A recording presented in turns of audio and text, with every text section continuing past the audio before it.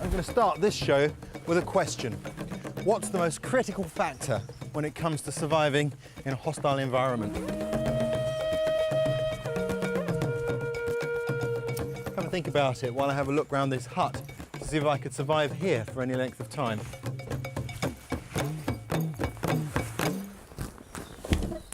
Well, cabins like this for anyone stuck in the bush are a godsend. For a start, there's a roof over my head. I'm at a place called Rose Inlet in southeast Alaska, and they get over 12 feet of rain here a year, so shelter is important. You can also tell that they get a lot of snow here because there's one really big stove there, bang in the middle of the cabin. There's firewood and even some matches beside it. There are fish hooks here, so food shouldn't be a problem because the cove is absolutely packed with fish. There's also a freshwater creek at the head of the cove, so I won't have any problem for drinking water either. So on the face of it, I'm pretty well set up. And when Elmo Wortman and his son Randy found this hut after being shipwrecked 2 weeks earlier, he knew that the two of them stood a very good chance of surviving. But they left Randy's two sisters 6 miles away with virtually no food, water, shelter or warmth in the middle of winter. What kept them alive is the subject of this programme. It doesn't matter how well the rest of your body is functioning. Essentially, if we're talking survival, it is your mind that keeps you alive.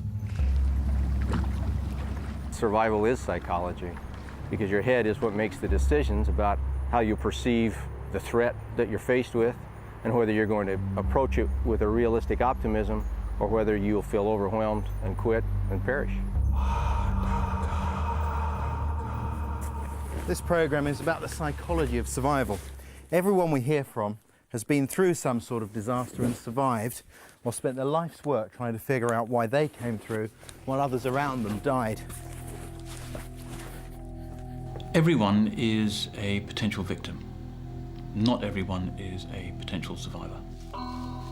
What we're trying to do is to find out why people die when they don't need to die. There are plenty of examples of individuals who have been thrust into a survival situation, who have had ample food, water, shelter, but because of the magnitude of the whole have become discouraged. That discouragement has lent itself to a feeling of loss of control and helplessness, and people have perished in situations like that. One classic example is the story of the West One, a fishing boat which sank in a totally different environment to this one, in the Pacific Ocean off Hawaii. The crew took to 2 life rafts connected by a length of rope. The ship's captain was in one and the first mate in the other. They were at sea for 2 weeks before they were rescued by another ship. During that time, 2 separate cultures, if you like, developed in those life rafts. In one life raft, under the command of the mate clearly took control of the situation. Everyone all right? Yeah. So they went through basic drills. They mopped out the life raft, they got the water out to prevent saltwater sores occurring.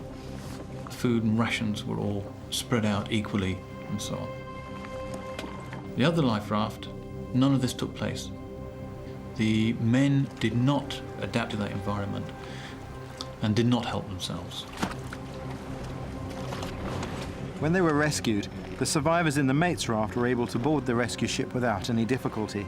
But those who'd been in the captain's life raft were too weak to get onto the ship by themselves. As for the captain, he died the day before the rescue. If the ordeal had lasted for much longer, it's quite possible that lack of clear discipline on his raft could have led to the deaths of all the others on it. And remember, both groups started out with exactly the same provisions and rafts. It's a classic example. In one life raft, we're seeing a psychological disintegration occurring, and in the life raft under the command of the mate, we're seeing people take back control over the situation, control over the environment, control over the events, and certainly control over themselves. We regularly see pictures of disaster victims on TV, but pictures like this are much rarer, people fleeing seconds before a tornado strikes. In this critical stage, whether you panic or stay in control of your actions dramatically affects your chances of survival. How do researchers know this? Well, they talked to hundreds of people who survived incidents like this. The 1996 crash of an Ethiopian plane that ran out of fuel during a hijacking. When I first realized we were being hijacked, the first thought I had was, well, uh-oh, this is going to be a long day. You know, the inconvenience factor more than fear almost. The mind wants to say, no, this is not true, we're not ready for this, we'd much prefer this all to go away, and the mind does that to you. There were a couple of guys sitting here, and I tried to sort of get their attention because they were on the outside in the window. I wanted to see if they could tell me where we were flying to, and these guys were totally uninterested in having any dealings. It was almost like they were reading the newspaper, you know. The problem with denial is that it prevents us from taking the basic actions that are required to survive, like double checking where the escape exits are, double checking whether you're over land or over water. Do you need a life jacket? As reality sinks in, many people overreact, doing things that at best are inappropriate and which at worst can cost lives. The pilot came on a second time and said the plane was going to ditch. They inflated their life jackets in the back, and you could hear pop, pop, pop, pop, pop. I stood up in my seat and told people not to inflate them. It was not the right thing to do. Once you inflate those things, you're very immobile. It's very hard to move around. And the plane comes in and hits the water. You can feel the plane starting to tumble. And that's it. I said, uh-oh, I'm dead.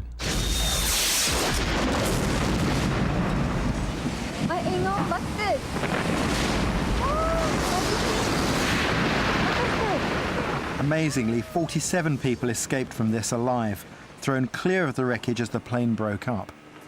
There was a sailboat, a windsurfer, and a Zodiac. And I said, wow, there's rescue, there's hope. But many more people had survived the impact, only to die because they were trapped inside the wreckage. The doctors that were there at the beach, one of them told me that the first 20 bodies he examined had all drowned. They hadn't died of evident primary injuries. The implication is that many people were trapped by the life jackets that they'd inflated too soon. Their chances of survival reduced by what they'd done immediately before the impact. Once it had happened, the survivors were close enough to a holiday beach for rescue to be on hand immediately, so long-term survival wasn't an issue.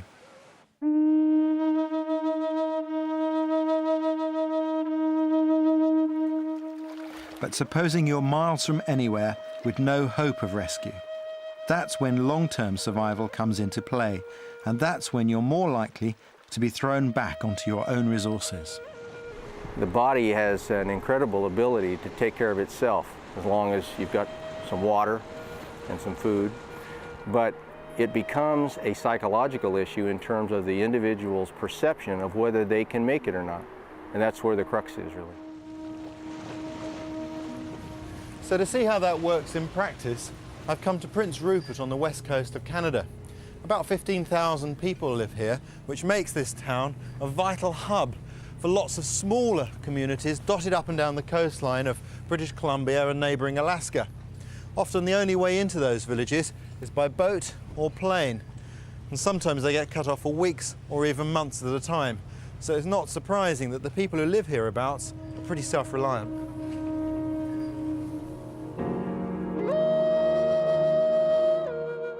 It was in this remote environment that the Wortman family, Father Elmo, son Randy, and daughters Cindy and Gina lived in the late 1970s.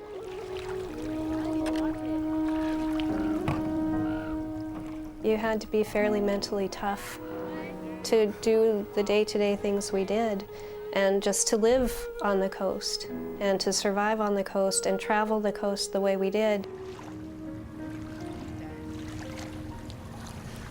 When she was just 12, Gina Wortman survived an extraordinary ordeal in the wilderness, one in which she relied as much on her mind as upon the skills she learned growing up in these wild and beautiful surroundings.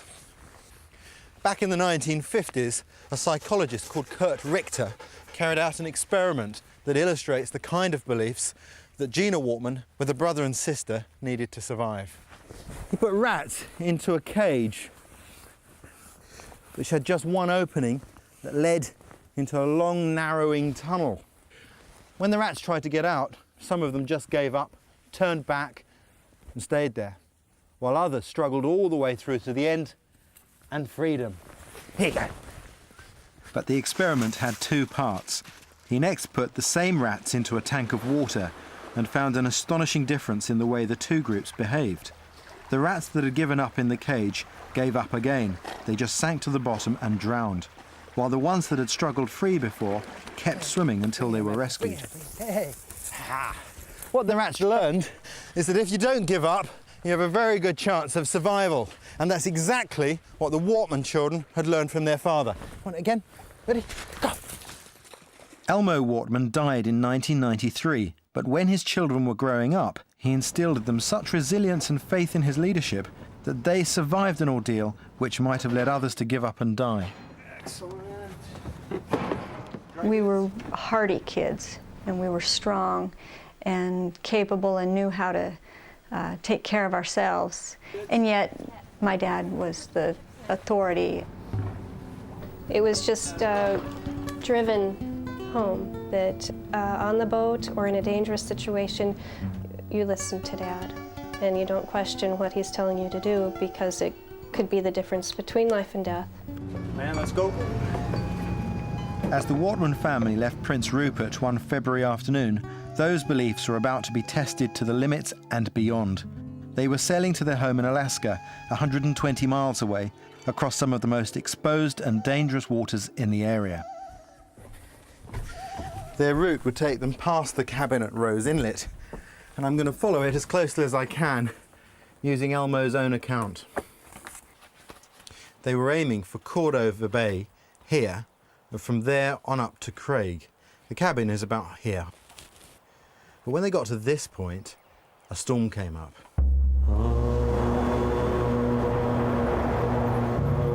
As the winds hit 80 miles an hour, the Wortmans tried to ride them out. They thought they'd be blown out to sea, but they were actually being driven onto the shore. Dad! Dad, I can see land! Come on, kids, we've got to get off the boat! Dad was deciding what was going with us and what wasn't going with us.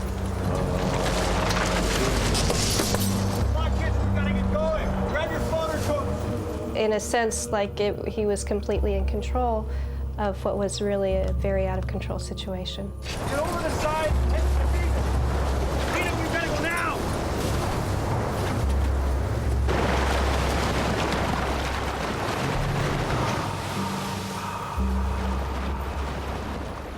The Wortmans were in deep trouble, shipwrecked on a remote and uninhabited Alaskan shoreline in the middle of winter.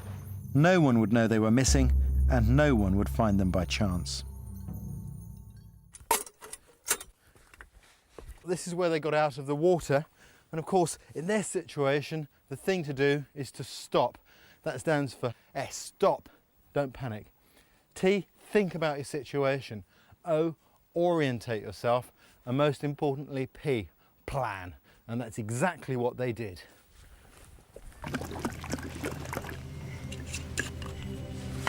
My dad started taking control of the decision making, and my brother, even at 15 years old, he was a hard worker and very focused.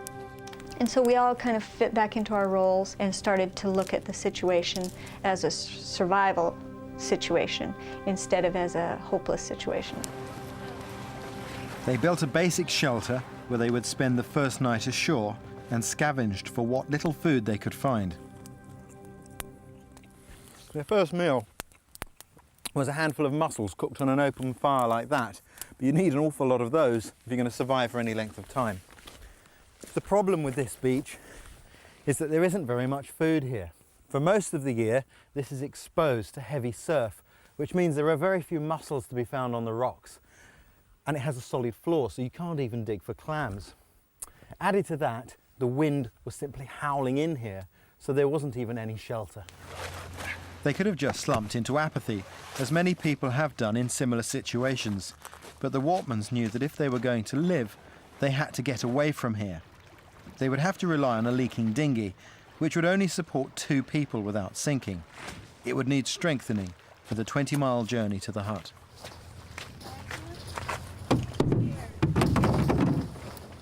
It just seemed very hard to understand how we were going to pull that off. But I've seen Dad pull off amazing things before. So at that point, again, I didn't see it, but I was looking to him to show me the way on exactly how we were going to do it. Those people who survive report an ability to break their survival down into separate tasks, smaller tasks, and to take it one step at a time. Survival's not a big task. Survival is a whole series of small tasks. From familiar landmarks, they'd figured out exactly where they were, which is this inlet just here. Now, their plan was to head to the nearest people at the hut in Rose Inlet, way up here. We'll see you in the next bay. First, they had to move to a more sheltered bay to work on the dinghy. Eventually, it would have to carry all 4 of them across 2 miles of open water. But for now, they split up. Randy and Gina going by sea, Cindy and Elmo making a treacherous hike through dense woodland and snow-filled gullies. I was like Superwoman at that point. I could have hiked anything. I had to know that they were okay. It was just adrenaline, and I was beyond fear for my own safety. All I knew was we were gonna get up the beach to where they were. It was only a mile away, but it took Cindy and Elmo 2 whole days to reach Randy and Gina on the second beach.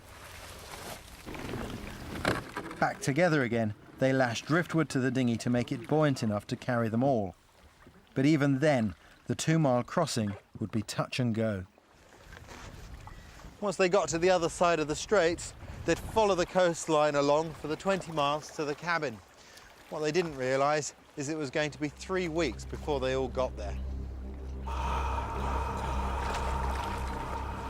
I don't think at any point I really felt like we're going to die out here. It never came up. We talked about what we were going to do when this miserable situation ends. And I think the longer we were out there, the more energy we put into thinking about that. Optimism is critical. If a person is realistically optimistic that they can get through the situation, almost invariably they will. A discouragement is what changes the potential to survive to the probability that you won't. Their progress was painfully slow, and with little food to be found, they were getting weaker all the time. Twice they decided against letting Elmo and Randy go on ahead, but after a week, they were tantalizingly close to the cabin. This is Keg Point. From here, it's 6 miles to Rose Inlet, just beyond that small island. At this point, Elmo and Randy decided to sprint ahead to the cabin and get help, leaving the 2 girls on the beach. They said they would be back within 3 hours. Be careful.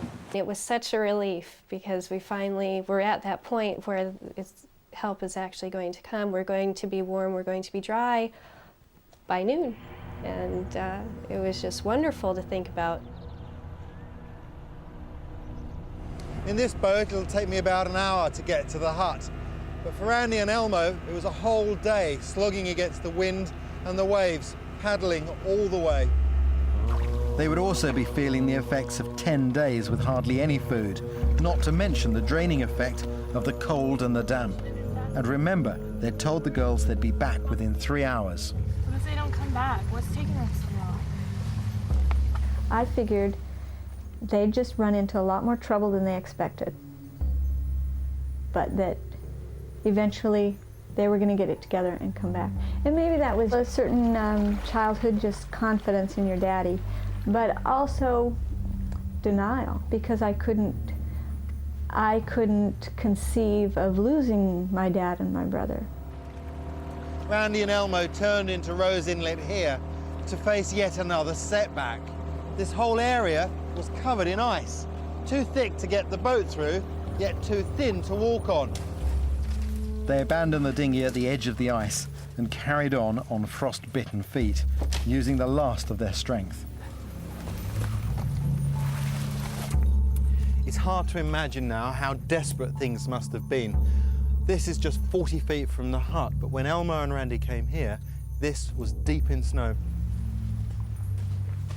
They struggled up the slope, fully expecting to find help and someone to go back to the two girls before nightfall.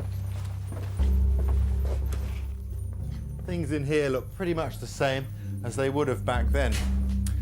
When they got here, they hoped there would be people because they knew that there were trappers who spent the whole winter out here. But unfortunately, the trap lines had been closed at the end of the season just a few days earlier, and it was deserted. But what they did find was this, an old CB radio. To get it working, they connected it up to a car battery, and at last they were able to call for rescue. Mayday, Mayday, this is Rose Inlet calling any station. Come in, please. But the cabin was in a notorious radio dead spot, and snow had covered the aerial. Their plan had failed, and they were too frostbitten and weak to leave the hut. All they could do was rebuild their strength to the point where they could at least attempt a rescue. Cindy and Gina were left to fend for themselves. And I've had people say, oh, you must have some real issues with abandonment and things like that. I never once felt abandoned, and after I knew what had happened, I never once felt like they weren't doing everything they could to get back to us. They could barely walk. They knew it was suicide to go back out. Here you go, Randy. Thanks. For anyone to say that they were in a better position than Cindy and I were in, I think they're mistaken, because the psychological aspect of it was so much worse for them. After one particularly cold night, Elmo and Randy became convinced the girls must have died. They had to deal with death. And Cindy and I were not dealing with death in our minds. We were dealing with life. Can you imagine chocolate cake when we get back? I know what I'm gonna have. I'm gonna have a big roast beef dinner with mashed potatoes and vegetables. It was a struggle for food, and it was a struggle to keep warm. But I think the reason the two of us stayed alive all that time was that I had complete faith that they would come back.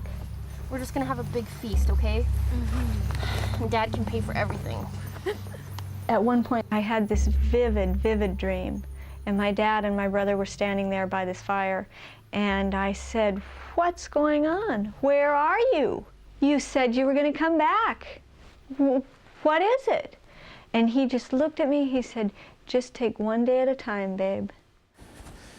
It wasn't until the morning of the 12th day at the hut that the tide started to turn for them.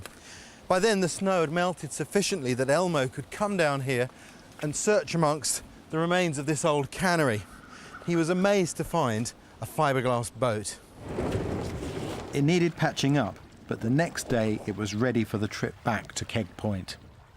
If we would have known the first day that my dad left us on the beach that it wasn't going to be a matter of a few hours, but it would be 13 days, I think that would have made a big difference. I don't think I could have convinced myself that we would stay alive that long with next to nothing.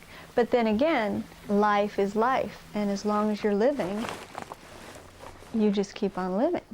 You do things to live. If you start thinking about death, death is there.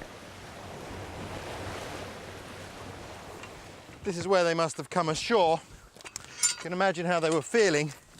They left the girls here 13 days before, and they were convinced they'd both be dead. Elmo made Randy wait down here by the shore while he went ahead to see what he could find.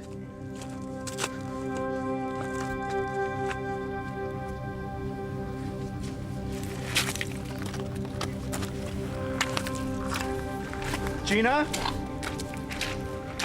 I heard my dad's voice. Dad? Dad! Oh, thank God! I was so excited, and I was so happy, and I said, "I knew you were going to come back. I knew it. I knew it." And he said, "You're alive." And And again, it was like, well, of course. We couldn't imagine what else we would be. The crew was back together, and there was our leader, and it was wonderful. They reached the hut to find that the owners had returned while Randy and Elmer had been away. They were rescued soon after by a Coast Guard helicopter. Their survival in a frozen wilderness defied medical science. We had the Coast Guard, the search and rescue, the doctors coming in and shaking their heads. They said, that just doesn't happen, but it does. And I think we tend to put a lot of focus on what the limits are, instead of thinking, we don't know what the limits are. Physically, Elmo Wortman came out of the ordeal worst, frostbite claiming half of one foot and all the toes on the other. Despite having lived for a month without food and in freezing conditions, both Cindy and Gina Wortman made full recoveries. But there's more to surviving than just being rescued. Many survivors have to overcome deep-seated psychological trauma long after the original ordeal is over. For a long time, I carried around guilt, thinking that I really didn't do enough. I didn't try hard enough, I didn't paddle hard enough or long enough. And it's taken 20 years to realize that at 12, you can only do so much. And I realized that I was forgiving so much in so many other people. And then I could look back and see that I hadn't forgiven the 12-year-old that I was. And realizing that that's really a long time to hold a grudge, especially against a 12-year-old.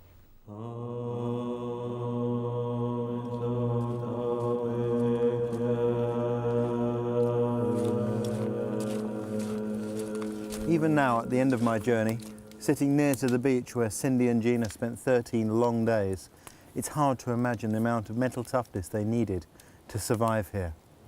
I've seen this area at its best with long summer days, where they had the long, cold, bitter nights of winter. And where they faced starvation, I've been able to find plenty of food, like the salmon that I'm cooking in a traditional way. But just because their ordeal occurred in remote wilderness, don't think that these skills don't apply to you. We, all of us, at some point in our lives, find events spiralling out of control. At those times, it's not what you know that counts, but how you apply it. Just as I said at the beginning of the program, you have to make your psychology work for you.